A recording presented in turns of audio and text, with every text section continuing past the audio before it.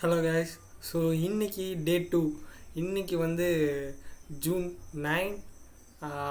மணி ஒரு அரௌண்டு 10:30 ஆயிடுச்சு. Okay. So இன்னைக்கு நாள் வந்து உண்மையாலுமே ரொம்ப அருமையாக போச்சு.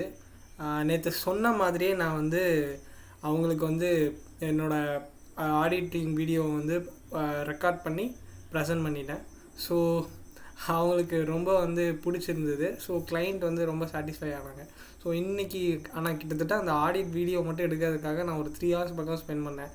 அது ஒரு 19 minutes தான் இருந்தது. பட் 2-3 டேக் எடுத்தேன். ஸோ இன்றைக்கி வந்து நான் உண்மையாலுமே வந்து ஒரு கிளைண்ட்டை வந்து எந்தளவுக்கு இன்ட்ராக்டிவாக வைக்கிறது, எப்படி அவங்களுக்கு புரிகிற மாதிரி வந்து வீடியோ எடுக்கணும், ஸோ அப்படின்னு சொல்லிட்டு பல ஆங்கிளில் யோசித்து ஏகப்பட்ட ரிசர்ச் பண்ணி அவங்களுக்கு புரிகிற மாதிரியே வந்து எடுத்தேன். ஸோ நான் இதை வந்து நிறைய இடத்துல அட்ரஸ் பண்ணியிருக்கேன். என்னென்னா சொல்லுவாங்க, பட் வெப்சைட் டெவலப் பண்ணுற யாருமே வந்து கிளைண்ட்டுக்கு புரிகிற மாதிரி சொல்ல மாட்டாங்க. அது ஒரு பெரிய பிரச்சனை. அவங்களோட வெப்சைட்டை வந்து ஆடிட் பண்ணுறப்பையும் அவங்களோட டெவலப்பர்ஸ் கிட்ட பேசுகிறப்பையும் அவங்கக்கிட்டேருந்து சரியான ரெஸ்பான்ஸ் இல்லை அப்படின்னு சொல்லியிருந்தாங்க.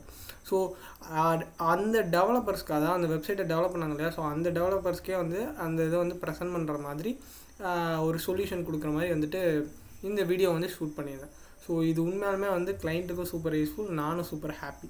ஸோ அதே போல் அவங்களும் சூப்பர் ஹாப்பி. ஸோ இன்றைக்கி நாள் வந்து இந்த ஒரு சூப்பரான விஷயத்தோடு முடிஞ்சுது. ஆனால் இது மட்டும் இல்லாமல், ஸோ இது வந்து நான் 6 மணிக்குள்ளே இதெல்லாம் பண்ணிட்டேன். ஸோ அதுக்கப்புறம் நான் வந்து கூகுள் ஆட்ஸ் பற்றி ஃபுல்லாகவே வந்து பார்த்தேன் இன்றைக்கி சாயங்காலம் 6 மணிக்கு மேலே.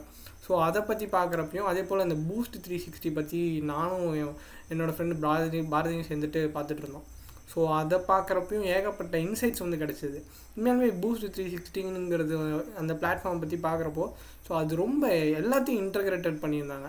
ஈவன் வேர்ட்ப்ரெஸ்ஸில் கூட அதை பண்ணலாம். பட் நான் அதை பற்றி இன்றைக்கி ரிசர்ச் பண்ணுறப்போ என்ன கண்டுபிடிச்சிருந்தேன் அப்படின்னா, அவங்க எல்லாத்தையுமே வந்து இன்டகிரேட் பண்ணியிருக்காங்க. அப்பாயின்மெண்ட்ஸ் புக் பண்ணுறது, அதுக்கு வந்து நோட்டிஃபிகேஷன் போகிறது, பேமெண்ட்ஸை வந்து ஒரே இடத்துல, அதாவது நம்ம வேர்ட்ப்ரெஸ்ஸில் வந்து என்ன பண்ணுவோம்னா, அப்பாயின்மெண்ட்ஸுக்கு தனியாக வந்து WP அப்பாயின்மெண்ட்ஸ் அப்படின்னு சொல்லிட்டு ஒரு ப்ளகின் யூஸ் பண்ணுவோம். அதே போல் பேமெண்ட்ஸுக்கு ராசர் பே அந்த மாதிரியான ப்ளகின்ஸ் யூஸ் பண்ணுவோம். ஸோ இது எதுவுமே வந்து இன்டகிரேட்டடாக இருக்காது. இப்போ நம்ம பேமெண்ட்ஸு இல்லை அப்பாயின்மெண்ட் ஏதாவது புக் ஆகிருக்கு அப்படின்னா நம்ம தனித்தனி ஆப்புக்கு ஸ்விட்ச் ஆகிற மாதிரி இருக்கும். இல்லைனா வந்து ராசர் பேயில் வந்து பேமெண்ட்டை பார்க்குறது, அங்கே அப்பாயின்மெண்ட்ஸுக்குன்னா அங்கே பார்க்குறது, இல்லை வந்து வெப்சைட்டில் லாகின் பண்ணுற மாதிரி இருக்கும். ஸோ இவங்க வந்து சூப்பரான வந்து இது கொடுத்துருந்தாங்க. அது எல்லாத்தையுமே வந்து இன்டகிரேட் பண்ணி ஒரு சொல்யூஷன் வந்து கொடுத்துருந்தாங்க. ஸோ அது உண்மையாலுமே நல்லா இருந்தது. ஸோ அதை பற்றி நான் பார்த்துக்கிட்டு இருக்கேன்.